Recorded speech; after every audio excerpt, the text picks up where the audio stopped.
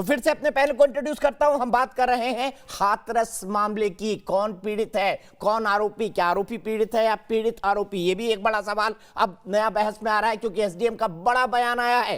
कहा है कि भीम आर्मी के लोगों ने पीड़ित परिवार को बरगलाया था। इस तरह की बातें गांव वालों ने भी कही है। भीम आर्मी के लोगों की तस्वीरें हमने आपको दिखाई। भीम आर्मी का क्या है कनेक्शन, ये भी समझेंगे। निगत मेरे साथ जुड़ी हुई है, शलभमणि त्रिपाठी जी हैं, डॉक्टर सतीश प्रकाश जी हैं, विवेक श्रीवास्तव रावण मेरे साथ हैं। मैं माफ कीजिएगा विवेक भाई, अब यही बोलूंगा, आप रावण राज को बड़ा अच्छा बता रहे थे। डॉक्टर रागिनी नायक कांग्रेस की प्रवक्ता है और आरपी सिंह भारतीय जनता पार्टी के राष्ट्रीय प्रवक्ता। रागिनी नायक जी, सवाल शलभमणि ने आपके कई उठाए थे, मैं उनका बयान जानना चाहूंगा।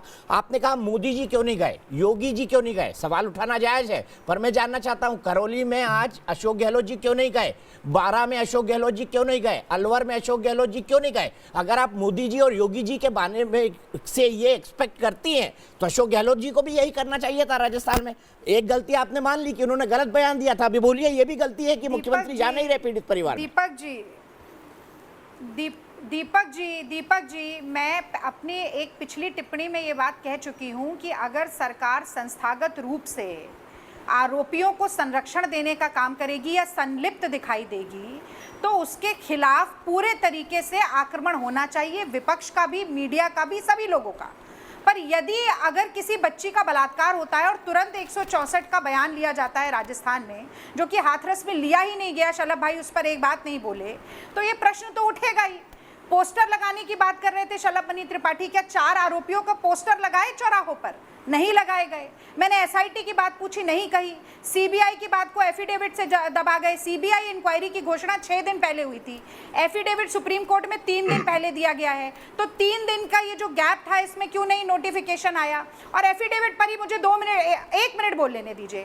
उसी एफिडेविट में इन्होंने स्वीकारा है, 131 पेज का एफिडेविट है, शलभ भाई ने नहीं पढ़ा होगा, मैंने पढ़ा है। उसी एफिडेविट में स्वीकारा है कि 8 दिन तक 376D की धारा नहीं लगाई गई, 8 दिन तक मेडिकल एग्जामिनेशन नहीं हुआ, लड़की की डाइंग डिक्लेरेशन को का संज्ञान ही नहीं लिया गया। उसी में इन्होंने ये बात भी कही है कि परिवार की मर्जी से दाह संस्कार हुआ, जबकि आपके चैनल ने दिखाया कि परिवार की मर्जी नहीं थी, अकेले में, अंधेरे में, रात में जला दिया गया।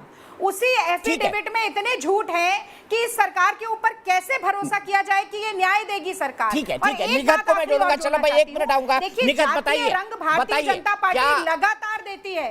रागिनी रुकना पड़ेगा। निगत बताइए, क्या ये सवाल उठाना जायज नहीं है? वो चाहते हैं कि योगी जी और मोदी जी हाथरस जाएं, फिर अशोक गहलोत को भी जाना चाहिए उन जगहों पर जहां पर इस तरह की घटनाएं हुई हैं। देखिए, ये रागिनी जी का पर्सनल एजेंडा है, पर्सनल बात है। वो कहना चाहती हैं कि योगी जी और मोदी जी हाथरस जाए, चलिए मान लेते हैं। मेरा बस सवाल है, जो रागिनी जी अगर जवाब देते तो मैं बहुत खुश होंगी। मुझे ये बता दे कि 14 तारीख से लेकर 30 तारीख तक कांग्रेस पार्टी का कोई भी प्रवक्ता, कांग्रेस पार्टी का कोई भी लीडर या सीनियर लीडरशिप, राहुल गांधी जी या फिर प्रियंका गांधी वाड्रा जी में से कोई भी हाथरस क्यों नहीं गया? कि आप वेट कर रहे थे कि हाथरस की वो बेटी मर जाए, उसकी मौत हो जाए, उसके बाद आप लास्ट। मुझे ये समझ नहीं आता दीपक जी, जो कांग्रेस पार्टी हाथरस गई, कांग्रेस पार्टी के रागिनी जी कंप्लीट तो कर ले दीजिए, रागिनी जी कंप्लीट कर ले दीजिए। मैंने आपको 1.5 मिनट दिए, कंप्लीट करने दीजिए। किसकी सरकार है उत्तर प्रदेश? अभी मेरे सवाल पूरा नहीं हुआ। मोदी जी के खिलाफ बोलने की किसी की हिम्मत नहीं है आपके पैनल पर। मतलब आप एक सवाल पूछने की कि नरेंद्र मोदी कुवैत के शेख की मौत पर आंसू बहाते हैं, एक और सवाल का जवाब मेरा दीजिए। रागिनी जी, मुझे ऑडियो डाउन करना पड़ेगा, ऐसे नहीं चलेगा। माफ कीजिएगा, करना नहीं चाहता। निगत को कंप्लीट करने दीजिए। रागिनी जी, आप मुझसे बेहतर बोल सकती हैं, आप राष्ट्रीय प्रवक्ता हैं एक राष्ट्रीय पार्टी की, आप क्षमता रखिए सवाल सुनने का, फिर जवाब दीजिएगा। आपको समय देंगे दीपक। दूसरा सवाल मेरा ये है कि आप मुझे जरा ये बता दीजिए कि आप लोगों के जितने भी कार्यकर्ता थे, सभी ने मुहिम चलाई कि योगी आदित्यनाथ जी इस्तीफा दे दे, रेजिग्नेशन दे दे। बिल्कुल आपकी बात सही है, आप अगर बोल रही हैं तो आपकी बात सराखों पे रख लेते हैं। पर क्या आप ही के कार्यकर्ता, आप ही के पार्टी के मुख्यमंत्री अशोक गहलोत जी से भी इस्तीफा मांगेंगे और आप लोग उनसे इस्तीफा दिलाकर उदाहरण पेश करेंगे? क्योंकि ये बात तो किसी से छुपी नहीं है कि राजस्थान उत्तर प्रदेश से ज्यादा रेप केसेस में आगे के दौड़ में निकल रहा है। ठीक है रागिनी, एक क्विक जवाब, मुझे आरपी सिंह जी के पास जाना है। रागिनी एक क्विक जवाब। बात कर रही हूँ मैं, आपकी बात ही नहीं कर रही। जब राहुल गांधी ये कह देते हैं हाथरस के परिवार को कि मेरी प्यारी बहन को मैं जवाब दे देती हूँ, तो उससे आप लोग क्या बोलना चाहेंगे? आप लोगों का क्या मतलब होता है? फिर आप गोदी मीडिया की रट लगाए घूमती हैं। आप मुझे पहले ये बताइए बोला आपसे नहीं करना गोदी नहीं मीडिया, चाहती, आप खुद ही क्योंकि बोल रही मुझे हैं। पता है कि चोर की कांग्रेस दाढ़ी में पार्टी को तिनका। जलालत का सामना करना पड़ता है। ठीक है रागिनी जी, ये सवाल है या ये क्या भड़ास है? सवाल है या भड़ास है? इमरती की देखिए तरह मुझे नहीं घुमाइए बताइए राजनीति, सवालों के जवाब मीडिया हो, दीजिए। चाहे प्रांतीय स्थानीय लोग हो, चाहे वकील हो, चाहे महिला संगठन हो, ये सारे हाथरस में क्यों आक्रोशित हुए? राजस्थान में मीडिया ने जाके हल्ला क्यों नहीं बोला? विपक्ष के नेताओं ने सवाल क्यों तो नहीं मेरा बोला? ये था कि क्योंकि 14 तारीख से वहाँ लेकर पर 30 तारीख तक आप न्यायोचित लोगों की कार्रवाई हो बहस रही क्यों क्यों रहे थे? थी। न्यायोचित राजनीति कार्रवाई में जहाँ मेरा पर सवाल आप होगी खा गई। वहाँ आप हल्ला मेरा नहीं सवाल मचाएंगे। आप अभी खा 2 गई। मिनट और पहले आप यही बोल कारण चुके हैं है अशोक कि गहलोत ने राजनीति गलत में लिखा मेरा ट्विटर सवाल पर, आप अब खा उसको आप गए। न्यायोचित मेरा कार्रवाई सवाल करिए। है, रागिनी जी अपने आप को तो मत हरियाणा कॉन्ट्रडिक्ट करिए ना, हरियाणा रागिनी जी अपने आप को मत कॉन्ट्रडिक्ट करिए। अभी आपने कहा अशोक गहलोत ने गलत कहा, अभी आपने कहा अशोक गहलोत ने गलत कहा, अब बोल रहे हैं अशोक गहलोत ने न्यायोचित कार्रवाई की।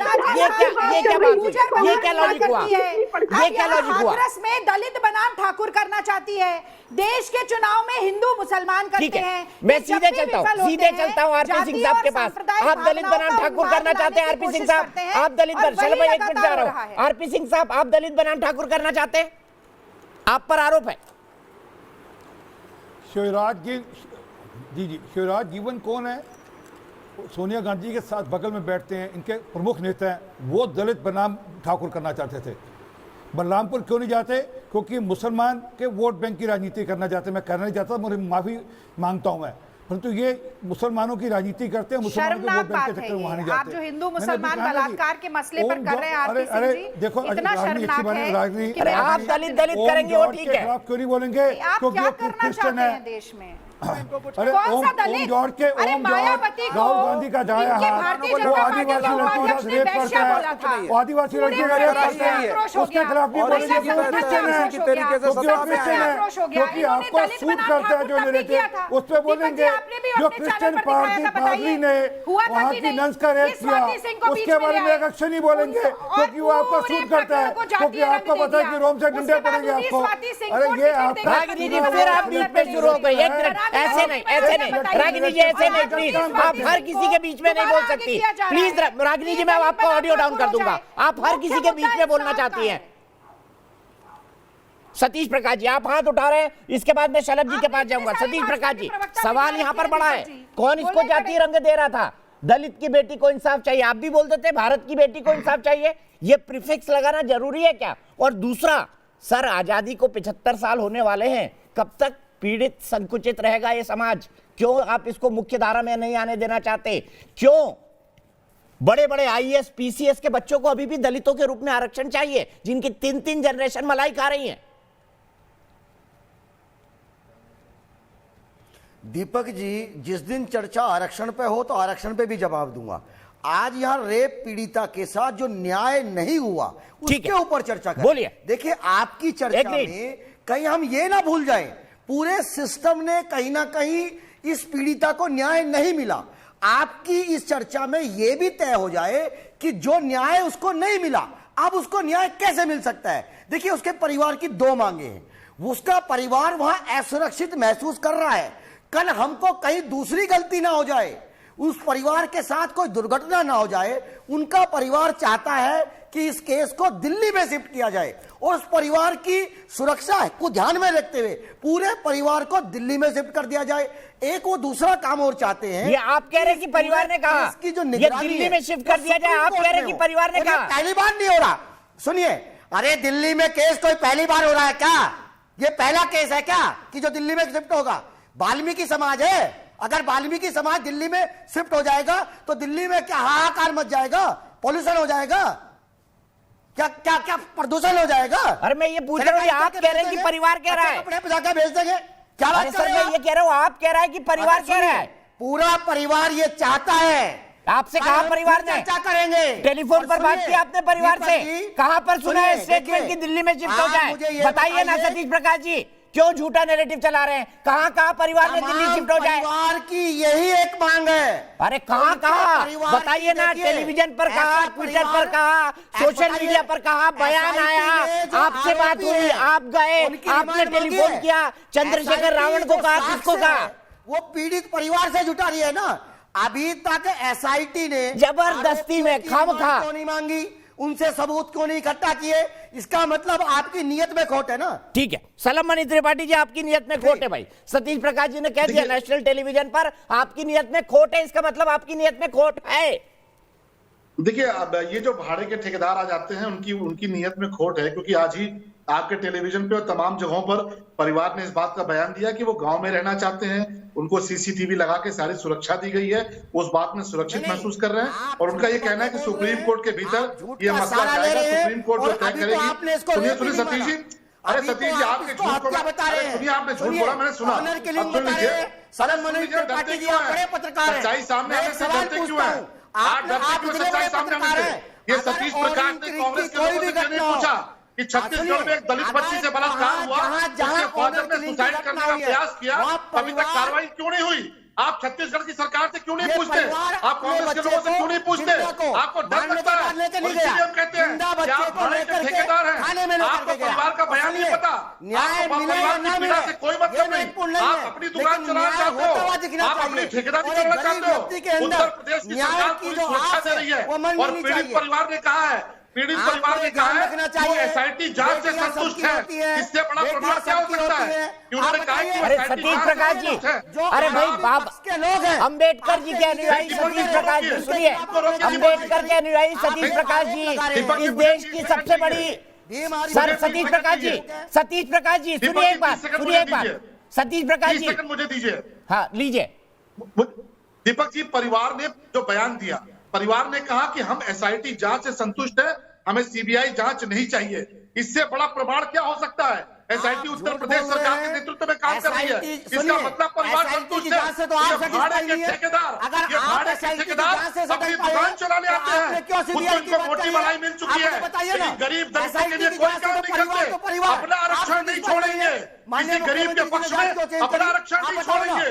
भाड़े की ठेकेदारी क्यों नहीं आएंगे? अपनी दुकान चलाने आएंगे। आपकी भाड़े की दुकान खुल चुकी है, पूरा देश आपको जानता है कि आप भाड़े के ठेकेदार हैं, आप दलितों के मददगार नहीं हैं, आप भाड़े के ठेकेदार हैं। अगर गरीब व्यक्ति की आवाज दबाओगे तो कहीं ना एक भी दलित की मदद नहीं करते आप। अभी छत्तीसगढ़ में दलित के साथ बलात्कार होता है, आप सवाल नहीं पूछते। राजस्थान में दलित के साथ बलात्कार होता है, आप सवाल नहीं पूछते।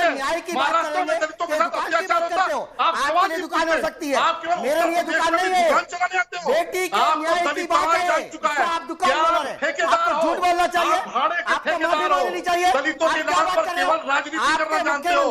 आप दलितों के नाम पर केवल राजनीति करने वाले ठीक है। चलो भाई प्रोफेसर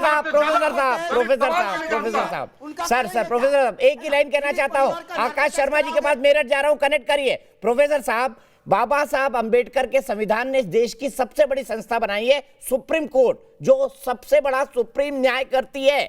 आपको उस पर भरोसा होगा? पूरा मामला तो वहां चल रहा है ना, यूपी सरकार सब कुछ अपनी बात कह चुकी है। अरे हमको उसी पे भरोसा है, हमको सरकार के ऊपर भरोसा नहीं है। अच्छा, हम यही आकाश शर्मा जी मेरठ सर एक फोन कर लो, वो हाथरस के परिवार को सतीश प्रकाश जी एक फोन कर लेना, नंबर ले लेना मुझसे। आकाश शर्मा मेरठ से आकाश शर्मा जी क्या कहेंगे इस बहस को सुनने के बाद? क्या इस मुद्दे पर राजनीति हो रही है? क्या पीड़िता को न्याय नहीं मिल पा रहा है? आपको क्या लगता है?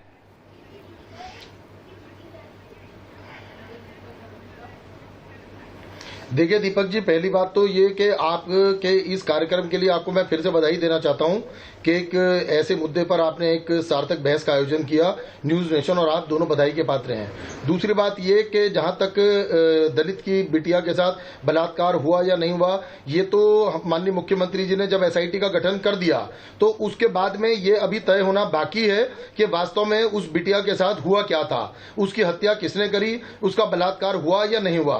परंतु ये जरूर तय है कि माननीय मुख्यमंत्री जी ने जितने त्वरित निर्णय लिए और जितने तरीके से प्रदेश में उन्होंने इस घटना को संजीदगी से लिया, आज तक हिंदुस्तान में किसी भी अन्य पार्टी की सरकार ने इतनी त्वरित निर्णय नहीं लिए। ठीक है, बहुत बहुत शुक्रिया आकाश जी, आपको यहीं रुकना पड़ेगा। निगत, मैं इस बहस के एक व्यापक मुद्दे की तरफ जाता हूं। मैंने एक सवाल उठाया था, चंद्रशेखर रावण क्यों?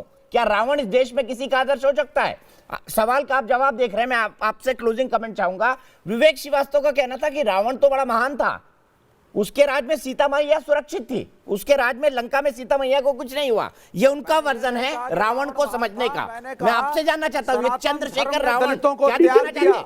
और जब उन्होंने दलितों को त्याग दिया, निकट की आवाज, विवेक भाई, विवेक श्रीवास्तव रावण, विवेक भाई, विवेक। उसी प्रकार जैसी सोच रावण की पहले होती थी, आज मॉडर्न रावण है, और मॉडर्न रावण में बहुत सारे लोग इन्वॉल्व हैं। ये पार्टी की कार्यसूची बनाई जाती है, जो कि राहुल गांधी जी की पार्टी की कार्यसूची बनी। आप देखिए, विडंबना यही है कि वो अपने कार्यकाल में एक ऐसा कार्यक्रम ऑर्गेनाइज करती हैं कि वो पूरी रेलगाड़ी लेकर हाथरस पहुंचते हैं, और बेटी जब मर जाती है तो उसकी लाश पर राजनीति करती हैं। मुझे बताइए कि सफदरजंग अस्पताल में वो बेटी सिसकती रही, रोती रही। रागिनी जी, पता है ना कि ये क्या कहीं राहुल गांधी गए, प्रियंका गांधी वाड्रा गई, तब इनके सोए हुए जहन जागे क्यों नहीं थे? इस मुद्दे को भी आगे ले जाएंगे, लेकिन निकात, अफसोस मेरे पास वक्त इतना ही आज के लिए। आप तमाम लोगों का बहुत बहुत शुक्रिया। 100% लोग मानते हैं, माफ कीजिएगा रागिनी, अगली बार, मेरे पास वक्त बिल्कुल खत्म हो गया है, मैं 1 मिनट ज्यादा चला गया हूं। हाथरस केस में भीम आर्मी की भूमिका की जांच हो। 100% लोग देश की बहस के दर्शक के मानते हैं होना चाहिए।